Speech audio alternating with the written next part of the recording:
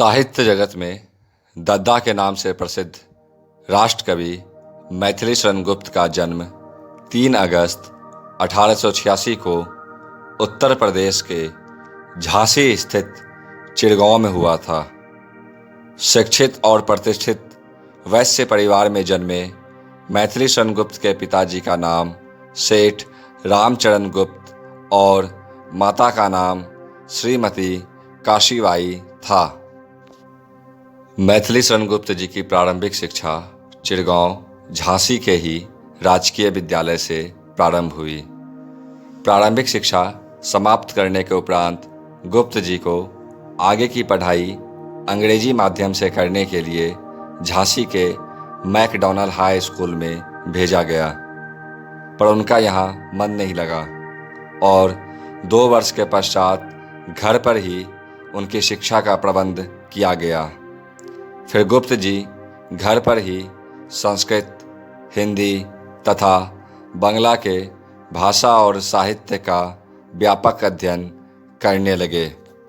गुप्त जी के पिताजी सेठ रामचरण गुप्त जी एक निष्ठावान प्रसिद्ध राम भक्त थे।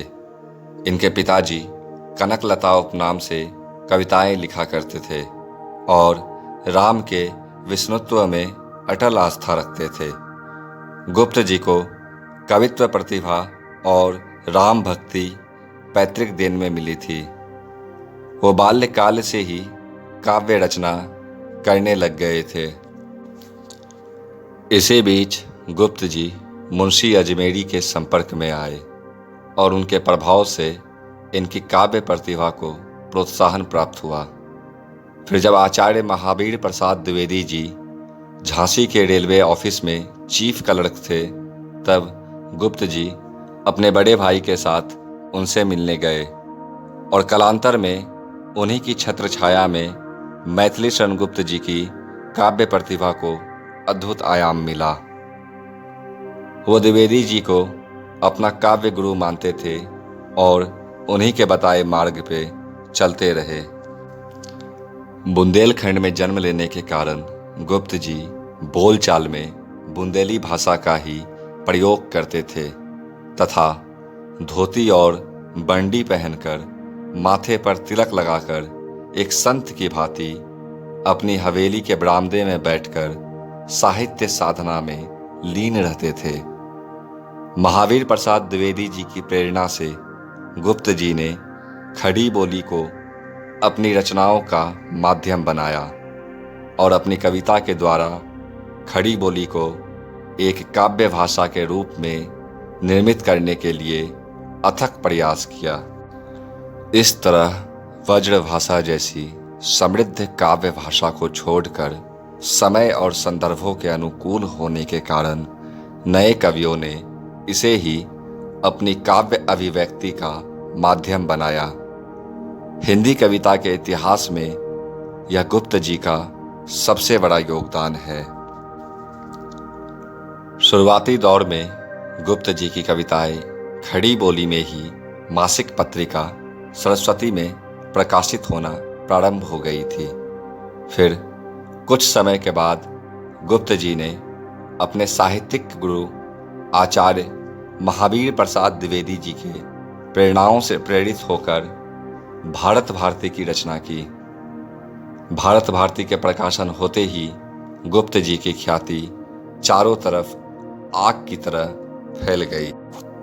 फिर गुप्त जी ने खुद की प्रेस की स्थापना कर अपनी पुस्तकों का प्रकाशन करने लगे थे और इसी समय उनकी मुलाकात महात्मा गांधी से हुई और महात्मा गांधी ने ही उन्हें राष्ट्र कवि की संज्ञा प्रदान की।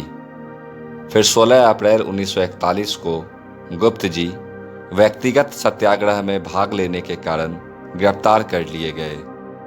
पहले उन्हें झांसी और फिर आगरा जेल ले जाया गया, लेकिन आरोप सिद्ध न होने के कारण उन्हें 7 महीने के बाद छोड़ दिया गया था। मैथिली शरण गुप्त जी की प्रमुख रचनाएं साकेत, भारत भारती, जयद्रथ वध, पंचवटी, यशोधरा, शैरंधी, झंकार, किसान, पत्रावली, द्वापर, जय भारत, गुरुकुल, विश्ववेदना, सिद्धराज सहित अनेक प्रमुख रचनाएं और पुस्तकें प्रकाशित हो चुकी है। मैथिली शरण गुप्त जी को हिंदी साहित्य में उनके अतुलनीय योगदान के लिए पहले आगरा विश्वविद्यालय ने, फिर इलाहाबाद विश्वविद्यालय ने उन्हें डी लिट की उपाधि से विभूषित किया। फिर 1952 में गुप्त जी राज्यसभा के सदस्य मनोनीत किए गए और वो 2 बार राज्यसभा के सदस्य रहे। 1954 में भारत सरकार ने गुप्त जी को पद्म भूषण से सम्मानित किया। इसके अतिरिक्त उन्हें उनकी महाकाव्य साकेत के लिए मंगला प्रसाद परितोषक तथा साहित्य वाचस्पति के उपाधि से अलंकृत किया गया। इसके अलावा गुप्त जी को हिंदुस्तान के अन्य प्रमुख पुरस्कारों और सम्मान से सम्मानित किया जा चुका है। साकेत उनकी रचनाओं का सर्वोच्च शिखर है। सन 1963 में छोटे भाई सियाराम शरण गुप्त के निधन से गुप्त जी को गहरा आघात लगा और अगले ही वर्ष सन 1964 में 12 दिसंबर को साहित्य जगत का ये जगमगाता सितारा हमेशा के लिए अस्त हो गया। भारत सरकार ने मरणोपरांत मैथिली शरण गुप्त के सम्मान में उनके नाम का डाक टिकट जारी किया।